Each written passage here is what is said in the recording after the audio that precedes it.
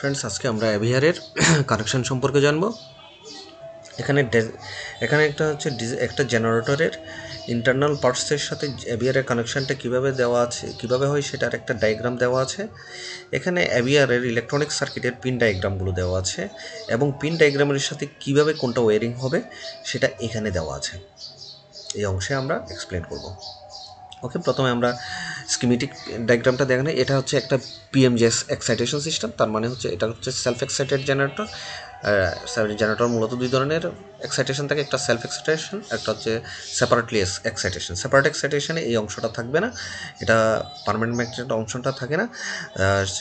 এখানে যেহেতু এটা সেলফ এক্সাইটেশন, সেহেতু এটা পার্মানেন্ট ম্যাগনেটিক কয়েলের অপশনটা থাকবে।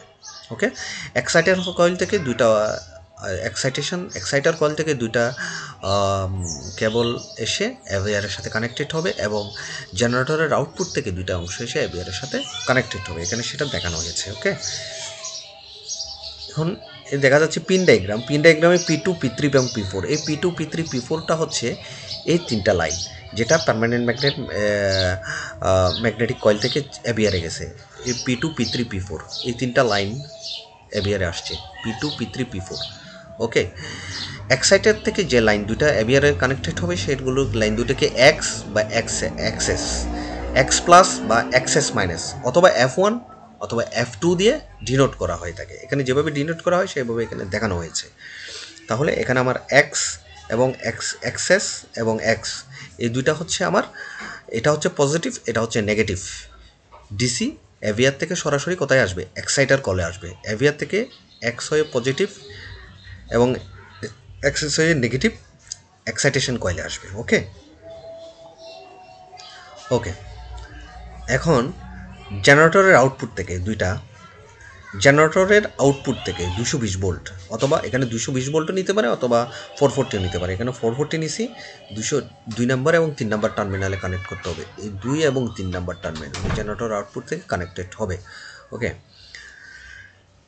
এই 2 এবং 1 নম্বরের কানেকশানে থাকবে একটা পটেনশিওমিটার। এটা হচ্ছে এক্সটার্নাল এক্সাইটেশনের জন্য। যদি এক্সটার্নালি এর যদি এক্সাইটেশন আমি বাড়াতে চাই, তাহলে আমি এখানে একটা পটেনশিওমিটার কানেক্ট করাবো, আর অন্যথায় এটা কি থাকবে? শর্ট থাকবে। ওকে, S1 এবং S2-তে থাকবে সিটি কানেকশন।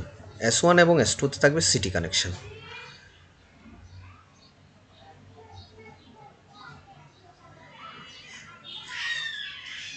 এখানে আর কিছু কানেকশান আছে, কিছু নব আছে, দেখা যাচ্ছে ট্রিম, ড্রুপ, ভোল্ট, তারপর হচ্ছে স্টেবিলিটি, ভোল্টেজ। আমি কাঙ্ক্ষিত মানে ভোল্টেজ পাওয়ার জন্য এটাকে আমি ভোল্টেজটাকে কম বেশি করতে হবে, এবং ভোল্টেজ স্টেবিলিটি পাওয়ার জন্য আমি এটাকে এই নবটাকে কম বেশি করে দেখতে হবে।